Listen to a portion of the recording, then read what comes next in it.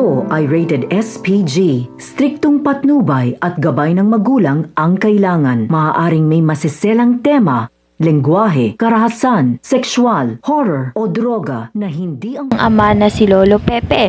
At makikita nga ni Giselle ang kanyang anak na buong akala nga niya na wala na nga ito at magpapakita nga sa kanya nga itong si Eric kasama nga itong anak niya.